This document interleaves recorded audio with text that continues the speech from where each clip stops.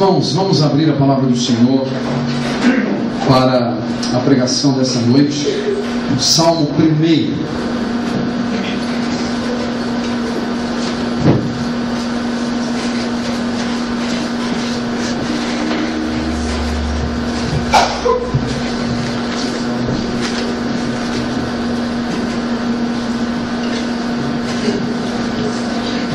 Salmo 1, Salmo de número 1, que funciona como uma espécie de prólogo aos salmos encontrados aqui neste livro.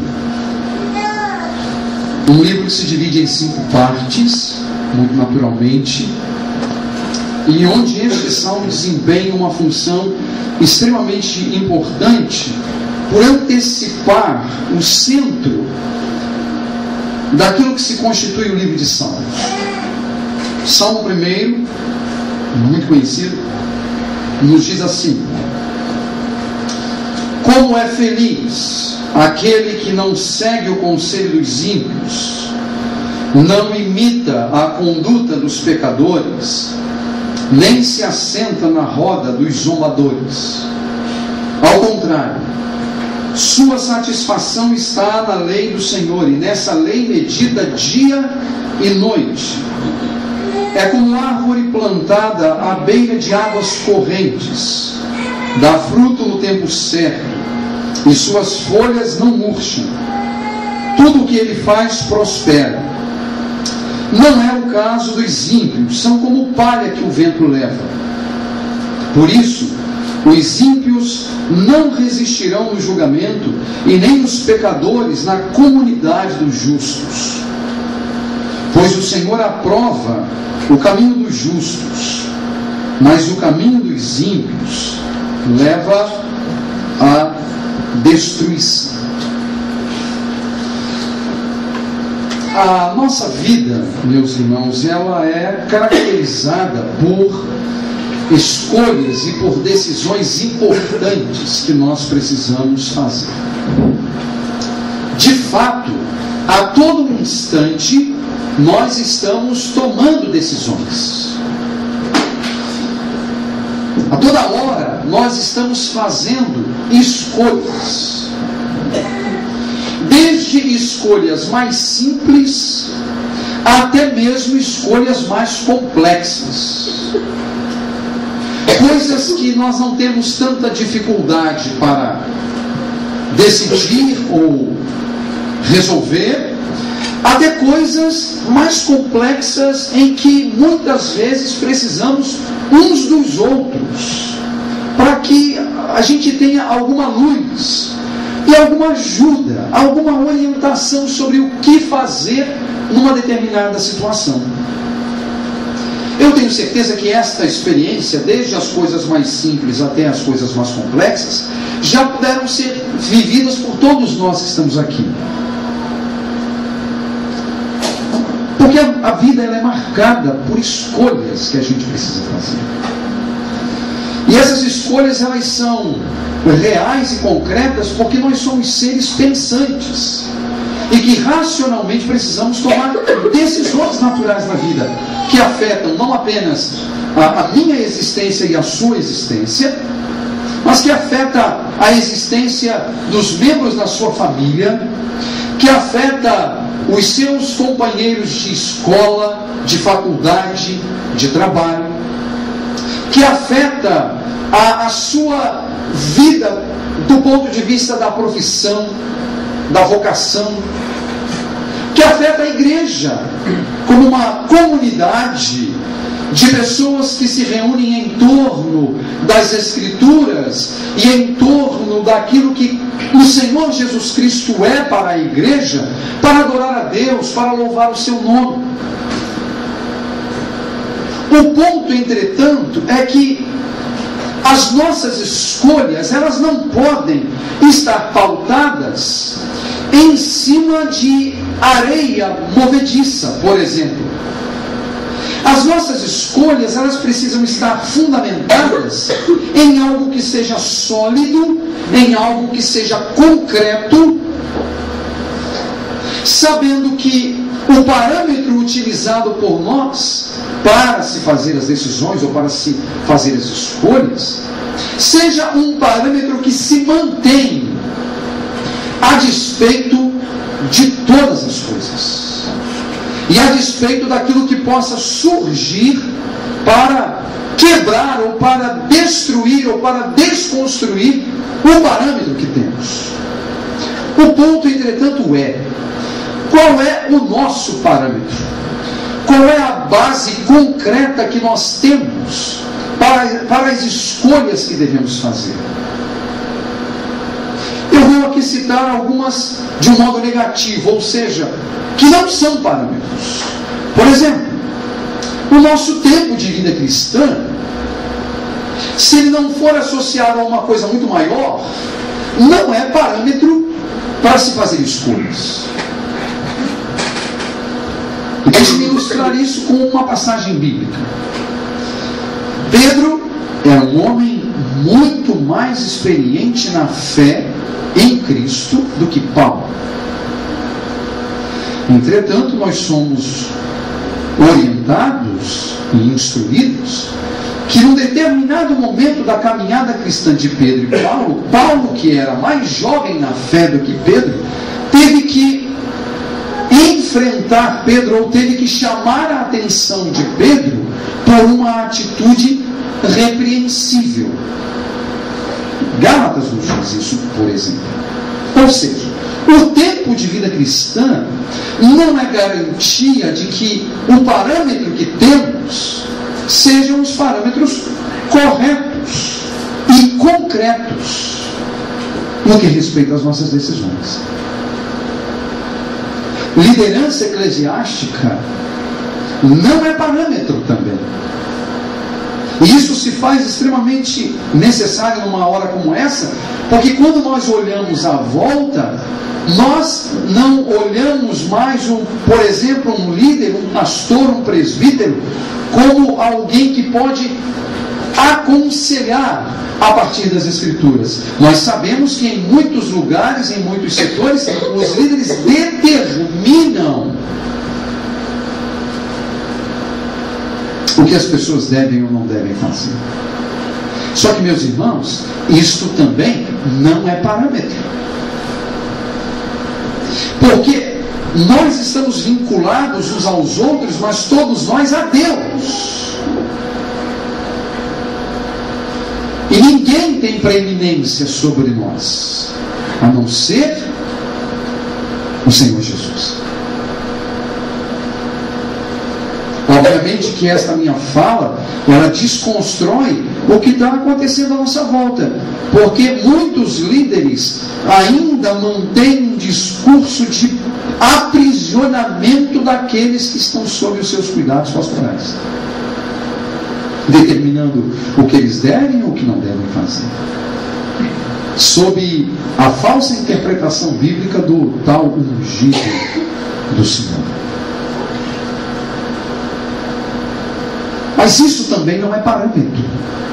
Liderança cristã não é parâmetro. Mas é preciso haver um parâmetro. É provável que na sua mente agora esteja passando a seguinte resposta: a palavra de Deus. A palavra de Deus. Não me julguem sem que me deixem concluir o raciocínio. Mas, meus irmãos, nem a palavra de Deus. Heresia, apedrejo. Por que eu digo isso?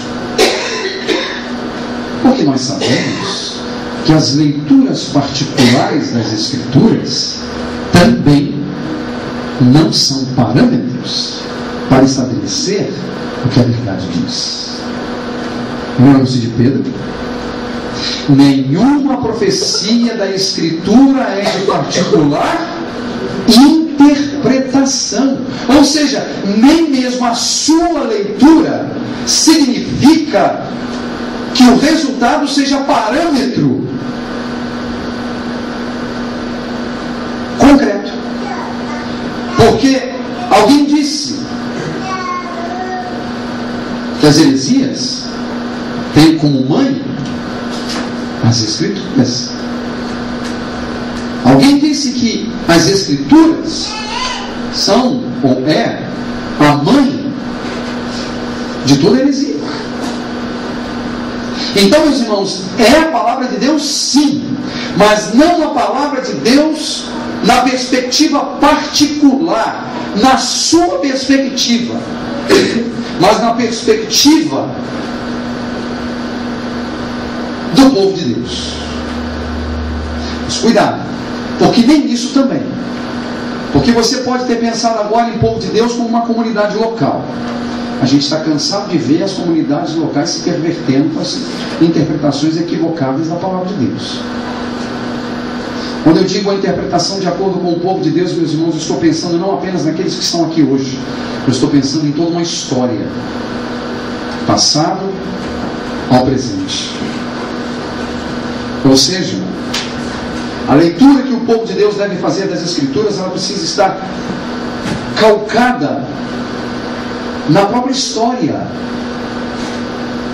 para vermos se nós não estamos nos encontrando naquela posição que um dia foi refutada historicamente, contrariando a revelação bíblica. Mas eu devo dizer que é a palavra de Deus, sim, o fundamento. Mas considerando esses dois aspectos, não a palavra de Deus na sua perspectiva, e nem a palavra de Deus na perspectiva mera de uma comunidade local, mas na perspectiva do povo de Deus na história, do qual nós fazemos parte, é verdade? Do qual nós fazemos parte. Então, as nossas decisões, elas precisam estar pautadas na palavra de Deus, na verdade de Deus, na lei do Senhor. E quando eu leio este salmo, meus irmãos, eu não vejo outra coisa, senão o salmista estabelecendo a lei de Deus como o fundamento para as nossas escolhas, para as alternativas da vida. Este salmo, ele divide-se muito naturalmente em 3 parágrafos, e eu vou tentar mostrar isso para vocês. Versos de 1 a 3, o primeiro parágrafo. Versos 4 e 5, o segundo parágrafo. E o verso 6, o terceiro parágrafo. E eu quero que você perceba algumas coisas muito interessantes aqui. Primeiro, o salmista vai estabelecer o que é ser um bem-aventurado. Felicidade. Ou talvez numa tradução que seja melhor, que se enquadre melhor dentro da perspectiva judaica. Uma pessoa verdadeiramente abençoada.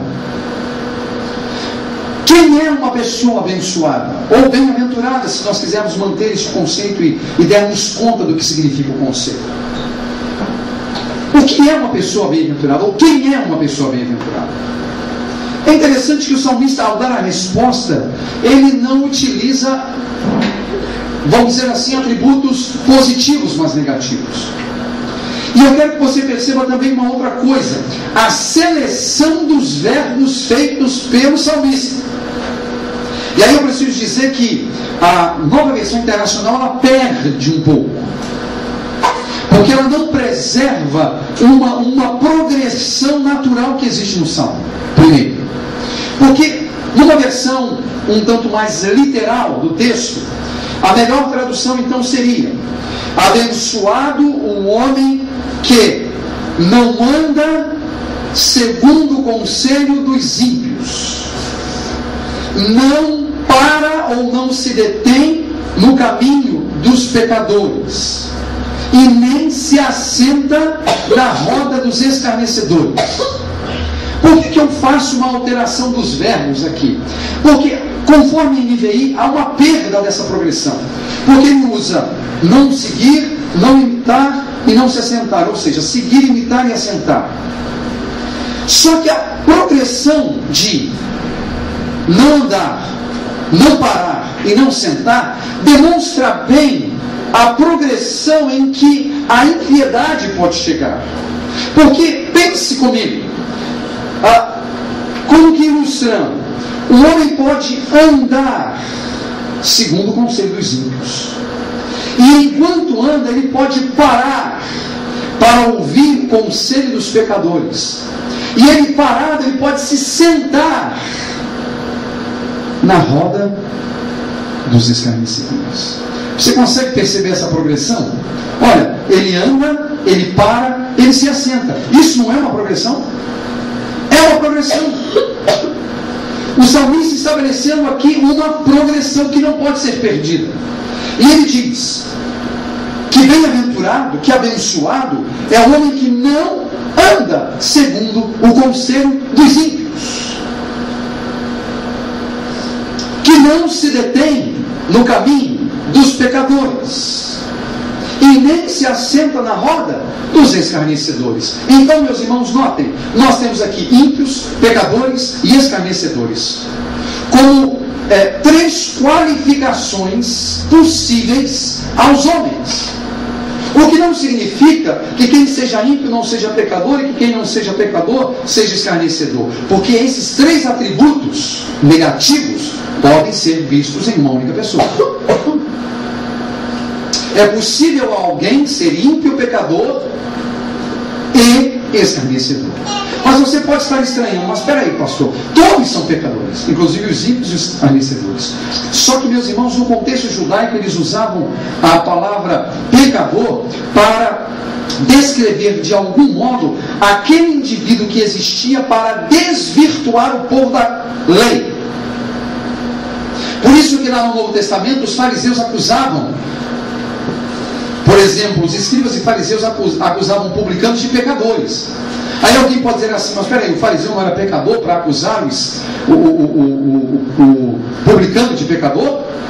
Só que a palavra pecador para eles indicava alguém que vivia para descumprir a lei e para levar outros ao descumprimento da lei. Então a palavra pecador aqui é um tanto mais ampla em termos de significado, não descrevendo apenas o estado em que nós nos encontramos de pecado, mas qualificando alguém que existe para desencaminhar pessoas no que respeita ao cumprimento da palavra do Senhor. Então notem, meus irmãos, há o ímpio, há o pecador e há o escarnecedor nesse aspecto. Só que, meus irmãos, o ímpio existe porque existe a impiedade. O pecador existe porque existe o pecado. E o escarnecedor existe porque existe o escárnio. E na verdade o que o salmista está demonstrando aqui é uma progressão, mas notem, não é progresso isso, mas uma progressão que demonstra como alguém pode se perder. É o caminho para a destruição.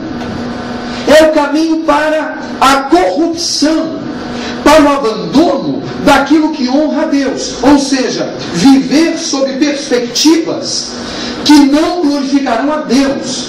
E que por isso as alternativas e as escolhas estarão como que colocadas numa posição de xeque, por serem decisões que não visam a glória de Deus. E que não visam o louvor do Senhor e a obediência à sua palavra. Só que esta progressão, ela não se dá tão nitidamente. Ela pode acontecer progressivamente. Até porque, meus irmãos, se alguém chegar ali agora escarnecendo o nome do Senhor Jesus, nós teremos uma postura completamente de oposição. Mas não é o que se passa quando nós passamos a ouvir o conselho dos ímpios. Porque às vezes nós estamos ouvindo o conselho dos ímpios e não nos damos conta que estamos ouvindo. Sabe por quê? Porque o conselho dos ímpios ele não aparece num primeiro momento tão ofensivo quanto o escárnio. E aí nós não nos damos conta da impiedade que há por detrás desses conselhos. Por isso que ele diz, abençoado o homem que não anda segundo o conselho dos ímpios, daqueles que na verdade vivem de um modo a não glorificar a Deus e a andar de um modo a não viver sob o temor do Senhor. quando absorvido por essa mentalidade, quando convencido por esse tipo de conselho, note, isso é cognitivo, ele não tem dificuldades de repente de dar aquela paradinha para considerar o que os pecadores têm para falar, aqueles que corrompem o caminho da lei, aqueles que corrompem o caminho e observância da palavra do Senhor. É aquela paradinha rápida, sabe? Até que, sem que se passe tanto tempo assim, ele passe a fazer aquilo que outrora lhe condenaria, que é inclusive escarnecer do Senhor.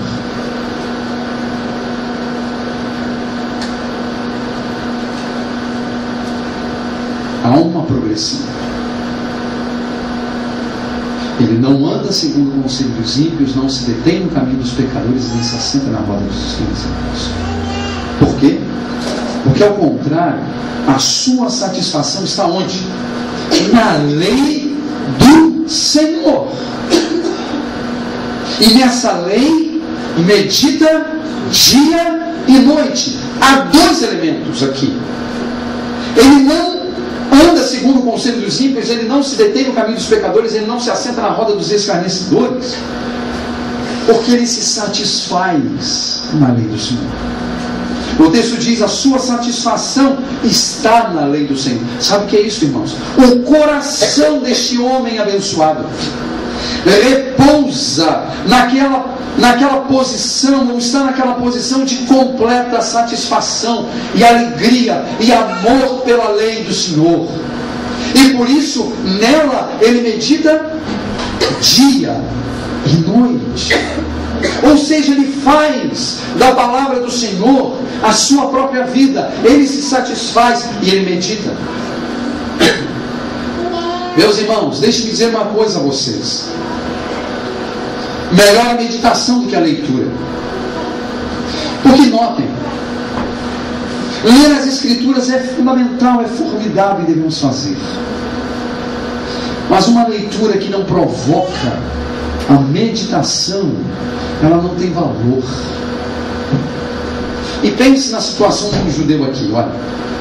Um judeu que não tinha cópia da Escritura na sua casa. A cópia da Escritura ficava guardada lá no templo. Neste momento é lá no templo. Ninguém tem cópia da Escritura neste tempo. Nos dias do Novo Testamento, nós temos as sinagogas, em cada sinagoga havia uma cópia das Escrituras, mas as pessoas não tinham. Aparentemente, a partir da década de 40, 50 do primeiro século, já era possível ter cópia. Paulo tinha cópia das Escrituras, mas não era um direito de todas as pessoas. Aliás, até a Idade Média não era um direito a todas as pessoas. Se você voltar na história 500, 600 anos atrás, as pessoas não tinham uma cópia da Bíblia. Então, como é que eles conseguiam preservar a palavra? É o que eles ouviam, eles levavam para casa e lá meditavam. Então, mais do que a leitura é fundamental. Eu não estou jogando por água abaixo a importância da leitura, mas estou dizendo que uma leitura sem meditação não tem valor. Porque a meditação nas Escrituras é deixar a Escritura encher a nossa mente e o nosso coração, que vai promover mudanças, que vai provocar alterações de pensamento. É a meditação. Ao contrário, sua satisfação está na lei do Senhor, e nessa lei medita dia e noite. Dia e noite. E ele se compara a algo produtivo. É como uma árvore plantada à beira das águas correntes, dá fruto ao seu tempo, e suas folhas não murcham, e tudo quanto ele faz prospera. Tem a bênção de Deus, porque se subordina à lei do Senhor, se subordina àquilo que Deus revela de si mesmo a Ele, na sua palavra. É produtivo.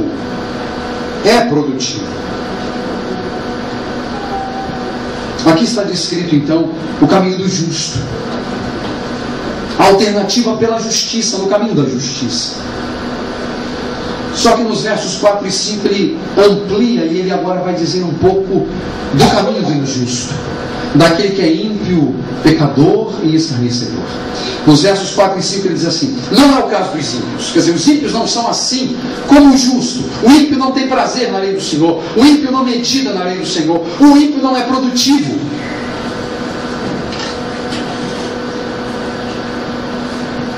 O ímpio não prospera.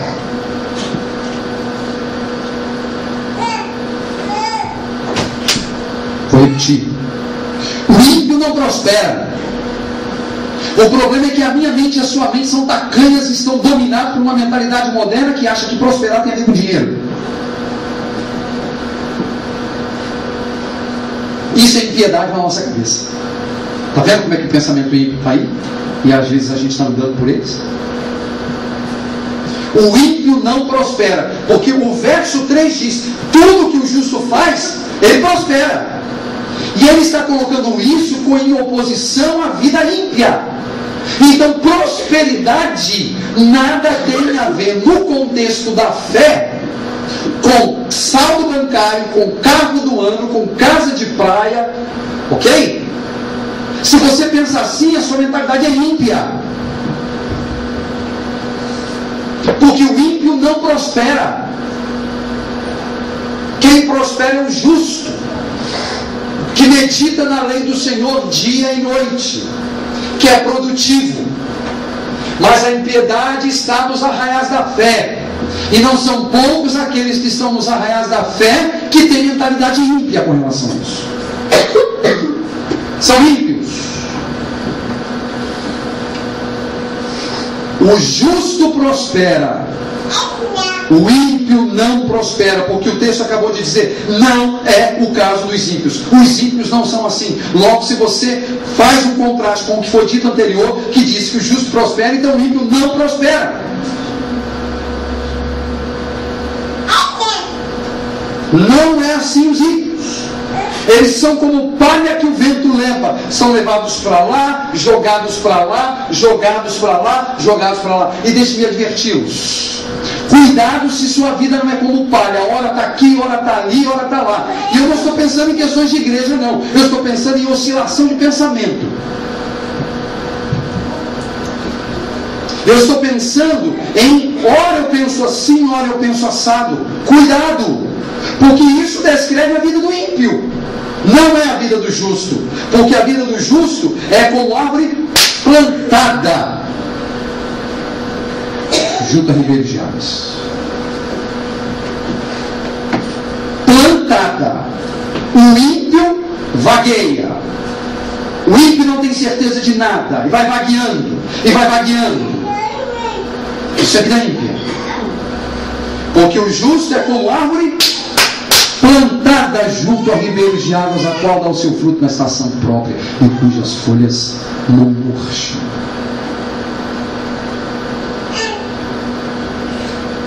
Não murcham.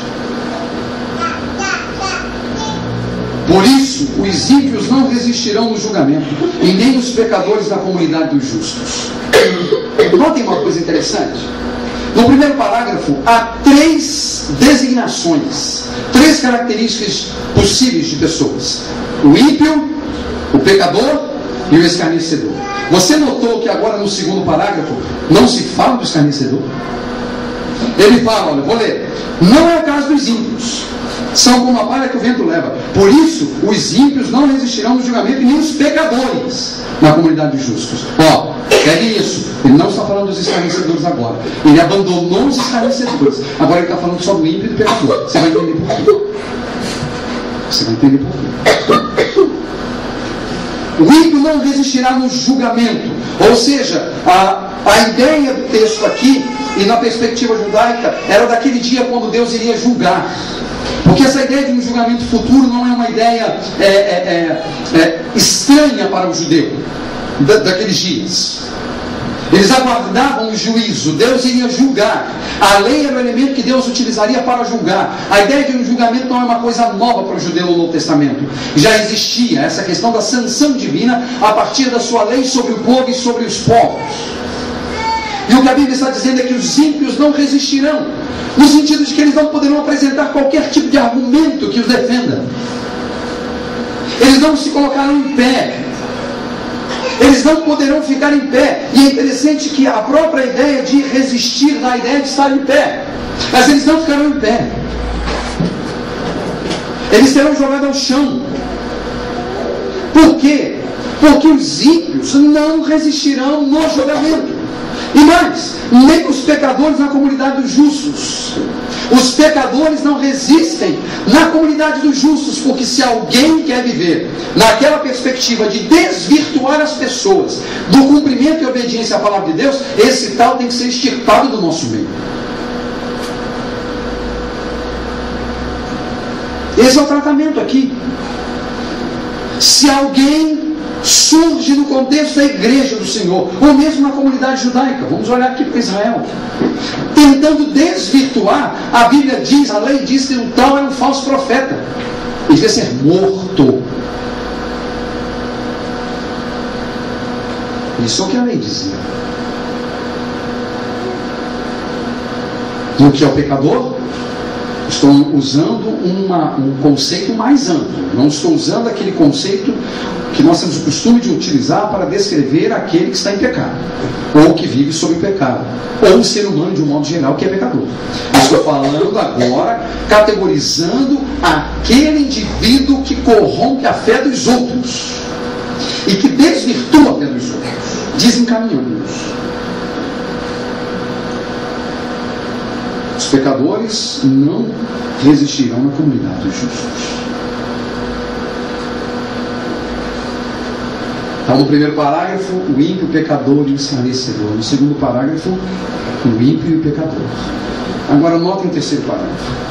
Pois o Senhor aprova o caminho dos justos, mas o caminho dos ímpios leva à destruição. Agora ele abandonou o pecador, mas repetiu o ímpio. Ímpios. Olha, ele usou ímpios, pecadores e escarnecedores. Depois ele usou ímpios e pecadores. E agora no último parágrafo ele usou ímpios. Os ímpios, está aqui. O caminho dos ímpios leva à destruição, mas o Senhor aprova o caminho dos justos. Mas o caminho dos ímpios leva à destruição. Por que ele abandonou o escarnecedor? Por que ele abandonou o pecador? Porque se nós olharmos no sentido de progressão, meus irmãos, e se formos quantificar o problema causado por esses três, o mais grave seria o escarnecedor, correto? Depois dele o pecador, e depois o ímpio. Ou seja, em termos de álibis, o ímpio estaria numa situação bem melhor do que o pecador e o escarnecedor. Mas o ponto é, se o texto diz que o caminho dos ímpios leva à destruição, que é o ponto base para todos os demais, se nem ele escapa, que dirá o pecador e o escarnecedor. Esse é o ponto do salmo. Está dizendo que ninguém vai se livrar. Porque alguém pode pensar assim: ah, pastor, olha, eu não estou na roda dos escarnecedores, eu na verdade não parei lá com os pecadores, não estou dando ouvidos àqueles que desvirtuam da lei, mas se eu cometo alguma impiedade, isso o quê? Se o caminho dos ímpios leva à destruição. Sabe qual é o ponto, irmãos?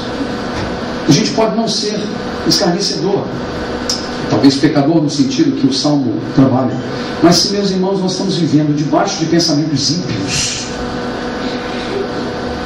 nós estamos debaixo das sanções.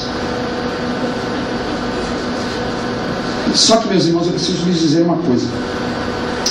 Lembram-se quando eu disse que onde há um ímpio é porque há impiedade? Onde há o pecador é porque há pecado? E onde há o escarnecedor é porque há o escárnio? É porque, meus irmãos, a gente pode não ser confrontado nem por um ímpio, nem por um pecador, e nem por um escarnecedor, mas nós podemos ser confrontados pelos sistemas que os alimentam. E aí eu quero que você olhe agora para o mundo em que nós vivemos, que exala a todo momento elementos para nos corromperem. Ali está operando a impiedade, o pecado e o escárnio. E, meus irmãos, eu poderia fazer uma aplicação sobre muitas coisas aqui, mas eu quero usar um elemento muito prático e que muito me preocupa nos dias atuais, que é a mídia como meio para que esses sistemas se mantenham.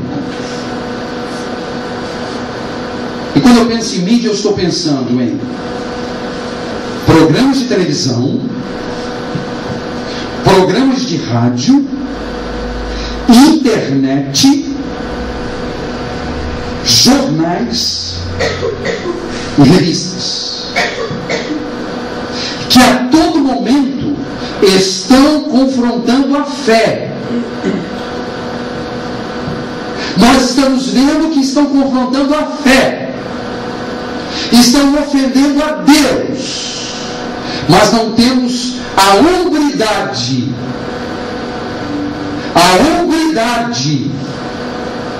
de deixar de assistir, de ouvir ou de ler. Então, como é que a impiedade não está operante? Ela está operante. Ela está operando.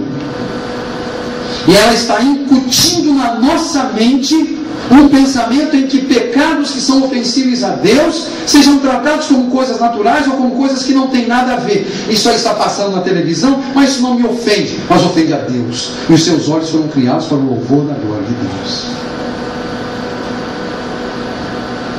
Sua mente foi criada para o louvor da glória de Deus. Quer comais, quer bebais, ou façais qualquer outra coisa, façam tudo para a glória de Deus. Eu não estou dizendo, meus irmãos, que não haja coisa boa na televisão. Eu não estou dizendo que não haja coisa boa no rádio. Eu não estou dizendo que não haja coisa boa na internet. Eu não estou dizendo que não haja coisa boa em jornais. E nem estou dizendo que haja coisas boas, que não haja coisas boas em revistas. Mas há coisas boas. E aí o discurso é, não, mas nós temos que ser seletivos. Tá, onde é que você foi? Quando realmente você fez escolhas sobre o que assistir, sobre o que ler, sobre o que fazer? Então pare com o discurso bobo de que, mas eu tenho que fazer escolhas, eu sei fazer escolhas. Mas, meus irmãos, quando a gente se põe diante de uma coisa que não louva a Deus, como Deus pode ser honrado e glorificado? Pastor, então a gente vai ter que desligar a televisão. Então desligue. Porque é melhor glorificar a Deus e ficar sem a TV do que alimentar o pecado e a impiedade. E aí veja só alguns elementos constatáveis. Está aqui, constatáveis. Primeiro, se assistisse uma novela, lá na novela tem aquele rapaz que foi feito para aquela moça, e aquela moça que foi feita para aquele rapaz. Mas sempre tem uma terceira pessoa, que pode ser um rapaz ou uma moça. E aí esse rapaz com essa moça, por causa do enredo do filme ou da novela, casa-se. E você fica torcendo para acabar o casamento para ele poder ficar com aquela pessoa do início da novela. Pecado, porque você está legitimando o adultério. Você está legitimando o adultério.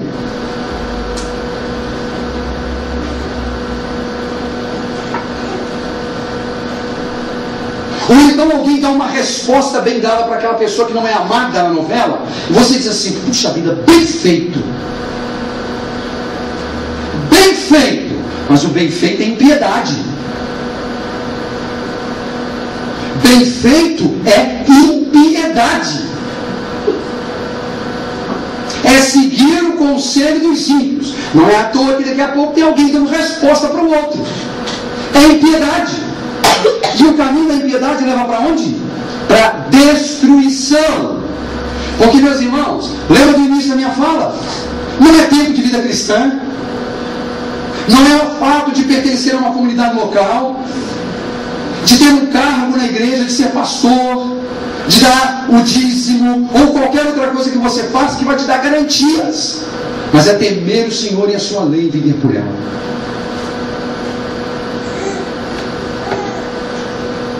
É temer o Senhor e viver por ela. De modo, meus irmãos, que se nem o ímpio vai deixar de receber as sanções, que dirá o pecador e o escarnecedor?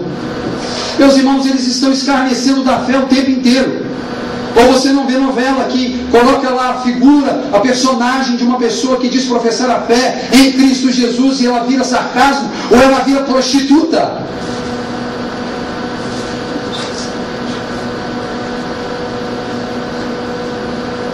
Escutem nada.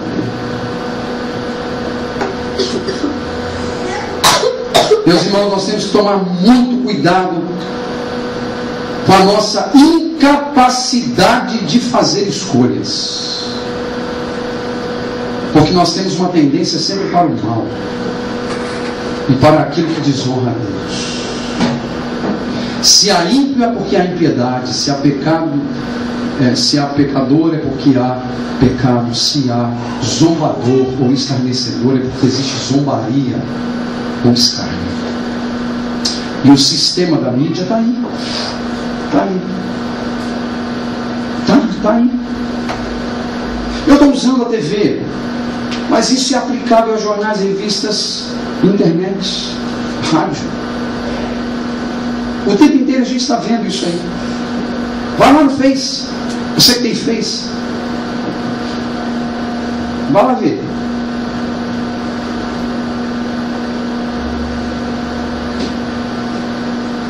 O que as pessoas fazem com a fé? Que dizem professar a fé. Esses dias eu recebi um rapaz do Rio, uma queda de braço entre Jesus e o diabo, postado por uma pessoa ligada à igreja, no contexto da igreja, né? Na igreja do Senhor Jesus Cristo. Acho que eu vi. Isso é verdade? Jesus está tendo queda de braço com o diabo? Aí as pessoas não gostam do que eu digo, mas vá para o inferno se você acredita assim.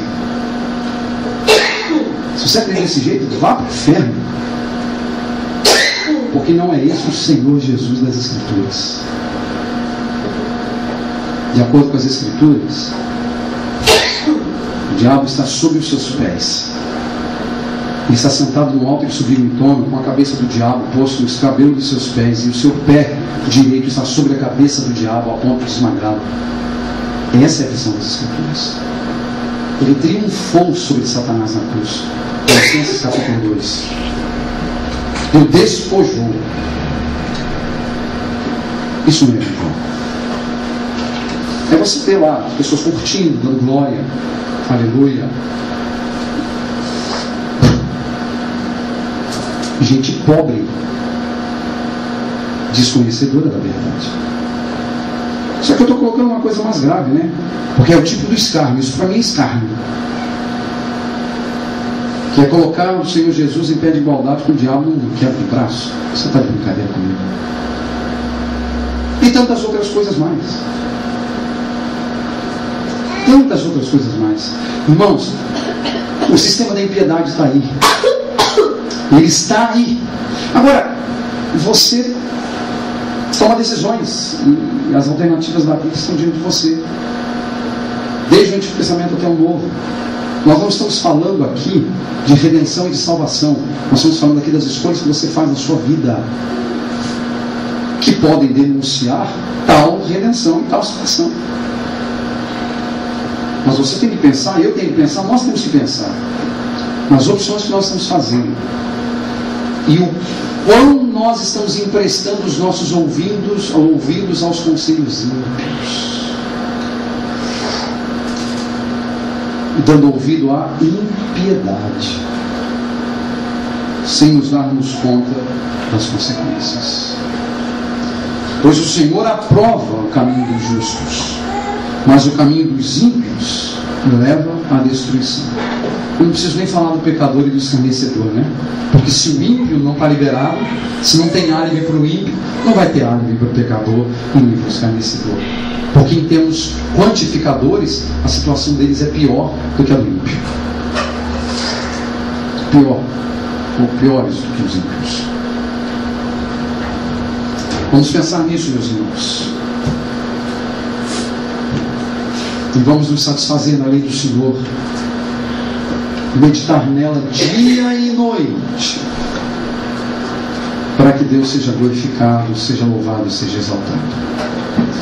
Meus irmãos, isso tem a ver com tudo que assistimos. Tem aplicação para nós adultos, tem aplicação para as crianças, tem aplicação para o desenho que as crianças assistem, tem aplicação para os jogos que as crianças brincam, tem aplicação para um monte de coisa. é caminho de impiedade e que não honra a Deus.